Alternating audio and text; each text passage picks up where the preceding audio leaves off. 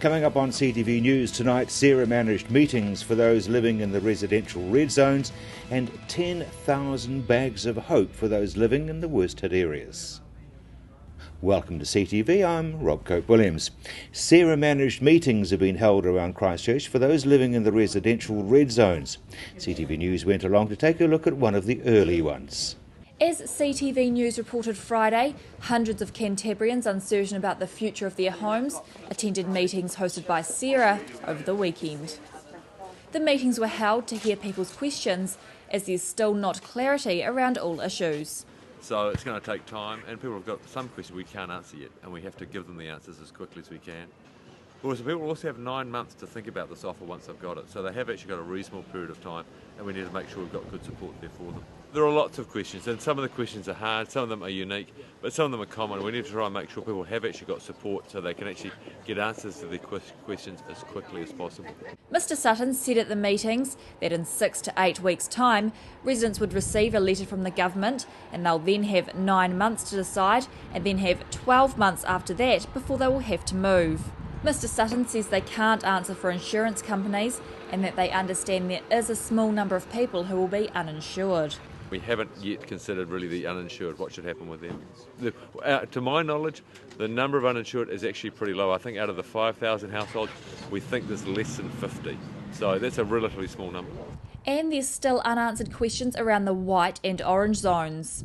Well, the Sumner issues in general are much more recent issues. They've only happened since the 13th of June, so it's going to take longer to work out what's going to happen there. Our emphasis has been very much on working with the communities that have been living in very difficult conditions since September. He says they do not have a time frame. Local Labour MP Brendan Burns said it could be months before people in these zones have assurance. I acknowledged the government's announcement yesterday. I was pleased to see it. People needed some certainty. It will raise a whole series of questions for me as the local MP in Christchurch Central, with Avonside, Richmond, part of my electorate. But I'd rather take on those questions on behalf of those affected constituents in areas like the orange zone, and at least those people in the red zone have got their certainty, and I think they had to be first in the queue. And I'm, more than ready to work through those issues on behalf of constituents. And I think the rapidity of the government's announcement has meant that we haven't got clear answers, so it's a job for MPs and others to go into bat for people and get resolution for them on those questions that are emerging. And it will take some time to do that. And the other big question, of course, is about people in the orange zone. They want to know, are they going to go red or are they going to go green? And the signals are that they will be probably sorted out in the next couple of months. There are also people in green zones who border onto red zones immediately who want to have some absolute certainty that their property values aren't going to diminish because of what they adjoin. Christchurch Mayor Bob Parker says he acknowledges there are unanswered questions. Well, I think there's still a lot of unanswered questions for them.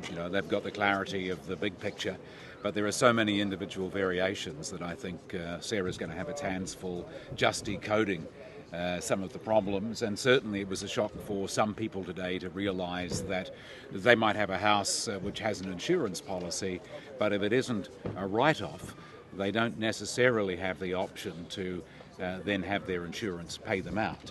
And I think that's an area that the insurance companies really need to focus on, and I think we need their help. I think they've really got to look at this in a broader humanitarian way. I know insurance is a business, but this is a unique time. These are unique pressures, and people's lives are in a very, very difficult place at this time. And he says the future is uncertain for those who are not insured. There will be a small number of people who are not insured, and their situation is very difficult. And I think that how that is resolved is going to call on a lot of goodwill from government and other organisations and groups as well. Of course, it can't undermine the principle of insurance, but it does underline the principle of compassion. Mayor Parker says there will not be infrastructure built back in these areas as it's uneconomic, and it does not make sense to build new systems such as sewage in these red zones. But he says they will make those who will be living in the red zones now until they leave as comfortable as possible, and the government wants to see people back in appropriate accommodation. A door-knocking campaign is set to begin next week to inform residents of the services available to them and outline the government's options. But if you have any questions before then, you can email info@sera.gov.nz or ring the helpline on 0800 77 9997. A local man is raising money to give out 10,000 bags he calls bags of hope to those living in the worst hit areas. As we all know, people in Christchurch's eastern suburbs have been suffering from liquefaction, power cuts, flooding and sewage issues since the September earthquake. And with the government's latest announcement, some have been told they won't be able to live in their houses anymore as some areas won't be rebuilt. But these people have been supported in many ways, even little things such as a block of chocolate and a hot drink, or even just being told there are people that are thinking of them.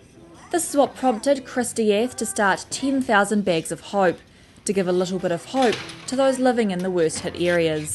In the past earthquakes, we've been out into the suburbs, we've been helping clear liquefaction, did about 45 houses, we've taken breakfast out into the suburbs, all sorts of things like that.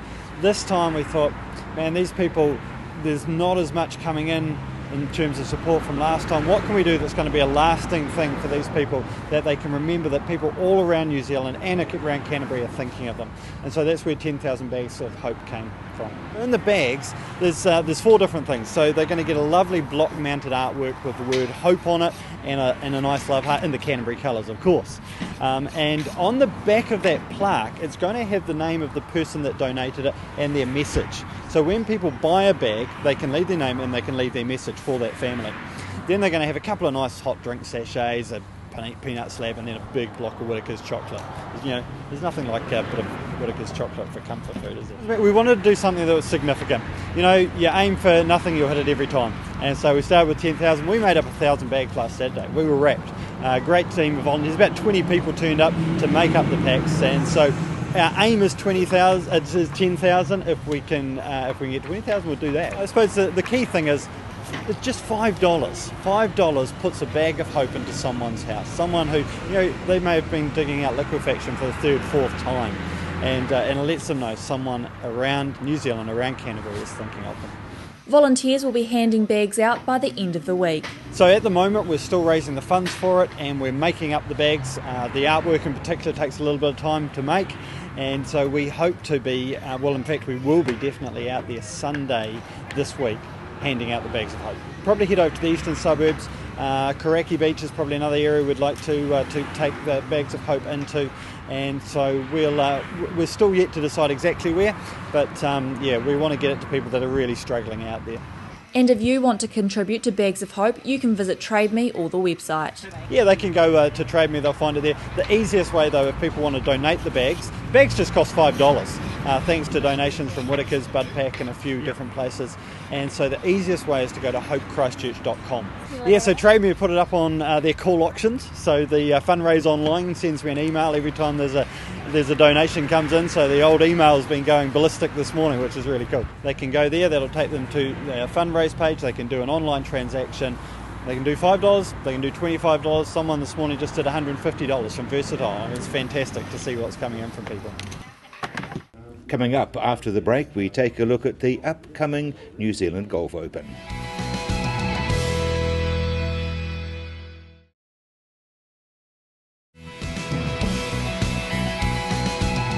Pete Smith spoke to CEO of New Zealand Golf, Dean Murphy, as he took a look at the Clearwater Golf Resort, which will be used in December for the New Zealand Golf Open.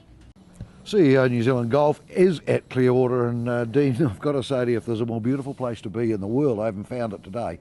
You did right. Have a look at it. It's you know, this is just beautiful here, and you know, it's always a pleasure to come down to Clearwater. Dean, you haven't been the CEO for long, but you've got a big tournament already on the books. Yeah, just a year into the role. So, you know, in the Michael Hill New Zealand Open we've had for 3 years, I've got my teeth cut with that, and now we're here for the BMW New Zealand Open at Clearwater for 3 years, and this is the pinnacle of all golfing events in New Zealand, so it's just a pleasure to bring it to Christchurch, into this wonderful golf course. The decision to come here couldn't have been easy. You know, we've had a few quakes and a few ups and downs, but never ever wavered. No, I don't think so. I mean, we always have to be very diligent about it and make sure that the city can welcome us and can host us, and the course is okay and in good enough condition. And this wonderful championship course has proved before how wonderful what wonderful tournaments it can host, and it's a first-class venue. But for us, it was just about trying to give something back to the city, and we made the commitment way back in February and said yes, we are coming here, and we want to stick by that as firmly as we can. Was one of the most difficult tasks actually the scheduling of the dates? Yeah, it is, and that's been a critical thing for us, is to get the right schedule sorted. We really wanted to be part of the November tournament swing through Australasia. It's really important for our key players and New Zealanders and Australians to be in that tournament swing to give us a credible chance of getting a really quality field, and we're really happy we've done that. We haven't been able to do it for 3 or 4 years, so we've now locked that in for a 3-year period looking forward. So yeah, scheduling's always a hassle, and New Zealand's a long way down the bottom end of the world for the professional golf world to think about. So finally we've got that date in early December, and so we're what wrapped are the with dates? The dates for this year's tournament are 1 to 4 December, so we'll play Thursday through Sunday, 1 to 4 December here at Clearwater. So tell me, what's the bookends of it? What's either side of it? Well, after the event, there's actually not an event scheduled the following week, but beforehand there's a run of 3 tournaments, starting with the Australian Open. They have the President's Cup in Australia, then we have the PGA Championship up at Coolum, then they'll come here to Clearwater for the BMW New Zealand Open. So a great run of 4 tournaments. They'll have a week off in Australia and then play the Australian Masters around about the week before Christmas. Now, I'd heard a whisper that the PGA were quite keen, the US PGA, to actually get some players in here if they can. Yeah, I think they are very keen. They've been very generous around the earthquake and the relief funds, and they're very conscious how quality players can add to the field. Scheduling's an issue. There's a lot of other events on around the world, November, December, but we're working with them to try and... Could we score a couple? Hopefully. It's early days yet, and players don't really set their schedules until 3 or 4 months out, but we're asking the question. We don't have deep pockets and can't pay appearance monies and all the millions of dollars required to get the very best players in the world here, but we're hoping that some of our friends up in the States and Europe will help us out. Our own Christchurch City Council have been pretty influential, pretty helpful. Yeah, they are. They're a wonderful supporter of events, and particularly golf. We have the Pegasus New Zealand Women's Open here. We now have the BMW New Zealand Open here. So they're a great supporter of golf, and I think they saw prior to all of the earthquakes, they saw the economic benefit we could bring into the city, around about $15 million each event. So it's quite significant. But they're just a great supporter of events and golf, and they love what events can do for the perception of the city. So great friends of ours, and we're very happy to have them on board. You're confident you can house the players? Yeah, we are. We had to make a few calls and have a look into it after the events earlier this year. But there's enough accommodation around. The Clearwater Golf Club here is going to run a fantastic billeting program, so people can stay and experience the true Kiwi lifestyle with the guests here at Clearwater. So it's a challenge. There's a lot of beds needed with caddies and wives and girlfriends and spectators and tournament organisers, officials and media and TV, and the list goes on and on and on. But there's enough here. There's good quality motels around this side of the city, and there's a number of hotels that are going to be able to help us out. Where's the PGA gone, the New Zealand PGA? Because, we hosted it. Yeah, you did, and it was here for a good few years. They're having a year or two off. I understand they're looking to get the tournament back on the calendar in 2013 for their centenary year, and they're doing some good work in that space at the moment. So I'm hoping that they will get that tournament back on, and we can have 2 great events in the country. Back to the New Zealand BMW Open. Are you looking for, the people really to get in behind this thing? I think they probably need something to get their teeth into. Yeah, I think that's important. We'd love to have lots of local support and lots of spectators, lots of volunteers, lots of people helping out with the tournament. But we just hope the event can bring some much needed sort of economic benefit to the city, but also something for people to get in behind and go and visit and go and watch and see some of the best players in the world here. So we're hoping it'll become a great event for Christchurch. Dean, whatever we can do to help, I promise you, Canterbury people will kick in behind. So just give us the dates again. December 1 to 4, Thursday to Sunday here at Clearwater. Right, block it out because we're looking forward to it. Good on you. Coming up after the break, your local weather and dog trials.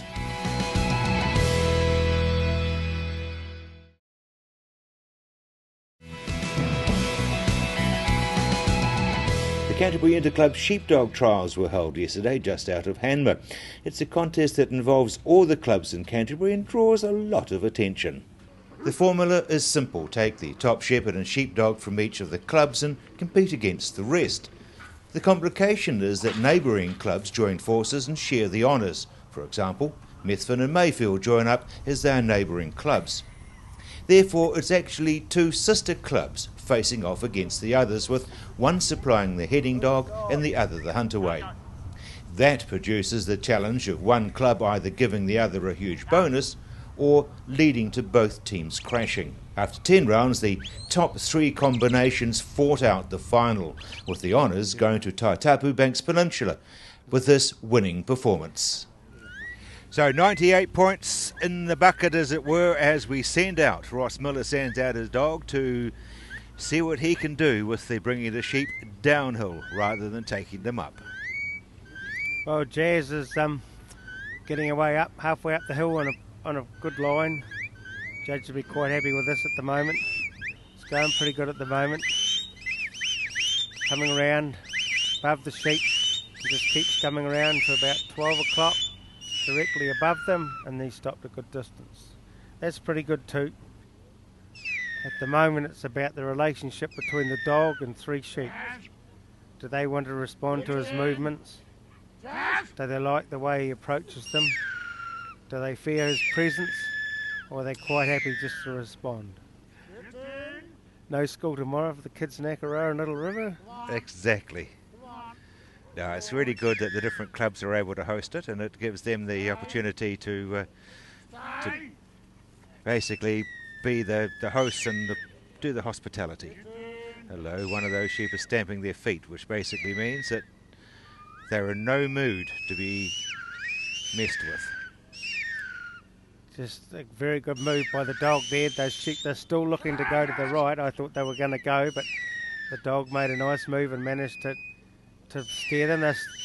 They're really steering. That dog's, Jazz is a long way back from those sheep, and every sideways move that he makes, the sheep are steering, which is good. Ross will be quite happy with that. There's a lead sheep there that wants to bring them down. Probably don't need to come quite that fast, but at least it's all progressive.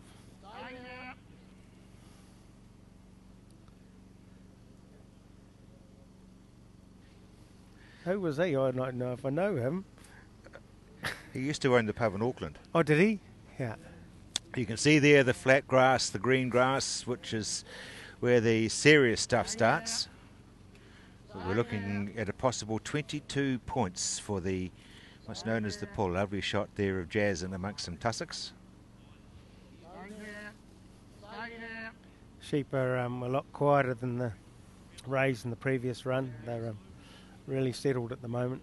And it is just the luck of the draw in. Oh, well, I mean, it is, and then again, people say it's the luck of the draw, but you get certain sheep respond to the way certain dogs work and the way they approach the whole thing.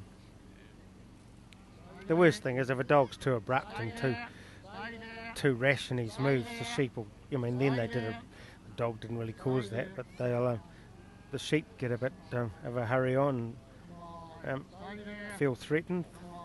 The good dogs just keep the sheep quiet and calm, and the sheep don't actually realise that they're being bossed. Same as a good school teacher, really. Yeah. Just, put it across in the right way. I think you can see don't that get dog. more calm than that, do you? Two No. out of the three of the meeting and one on watch. 19.5 for coming down the hill. I think the judge is actually being tougher for the finals than he was in the preliminaries. Always a wee bit older. Well, that is true. But yeah, nothing major. The judge will only be taking wee nibbles and wee pieces off.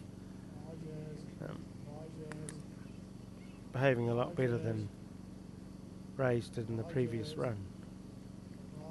And that one sheep, too busy eating and nearly forgot where its mates were, but it's all right. It's caught up now. Straight through the hurdles. Judge will be quite happy with that bit of it, I think. It's got to change sides just to catch them, stop them going outside that peg there, right beside that sheep. That's the line. You don't want them wheeling like that, though.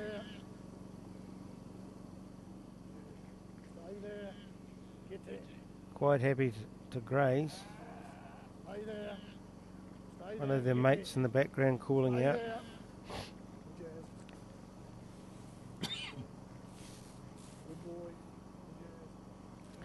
Trying to keep them calm. It's all about smoothness. Mm-hmm. Well, it's, yeah, I mean, if it's smooth and it's all walking and it's in the right part of the course, the judge can't take anything off, and that's basically what it's all about. If it looks good, you're doing it right. So 5.5 for the first piece, 8 for the hurdles, 8 out of a possible 8. Just waiting for the next drive. Well, we've got to the end of that, and now Ross is going to 6 for the second drive, so he's well up. It looks as though they're definitely going to be in the lead, if, of course, he does all right where he is, which is the penning area and the closing of the gate. Just come round there. Look how wide he's trying to make himself. Yeah, Jazz will just, tip them round. Yeah, Ross is making himself look as big as he can just to turn that sheep there. The dog will come round. At the same time, he's got to stop it from squirting past the side of the pen. I wouldn't trust any one of those. One sheep had a look on there and said, nah, I'm not going there, boy. You'll have to put me in. So it's really just a case of which is the least daunting. When they're rolling like that, that's good in the end. If you can get them to roll the right way, they'll roll round and they'll find themselves in the pen, and they don't really know they are. And that one thought, I'm not going in there. The one at the back now is the good work, very Rolled good work. Very well work. done indeed. Shut the gate. But he gets the 10 for penning. CTV staff had a well-deserved break over the weekend with the mad butchers of Peter Leach flying staff up to Auckland for the night to watch the Warriors take on the Melbourne Storm. An avid charity campaigner, Sir Peter Leach, will also be hosting a mid-winter celebration on Thursday night in Auckland at Sky City. Special guests will include All Black coach Graham Henry, broadcasters Tony Veach and John Hawkesby, and comedian Ewan Gilmore. All proceeds will go to the Prime Minister's earthquake appeal and kidney kits. If you have friends in Auckland or if you're heading up north, you can book tickets by phoning 09 531 59 10.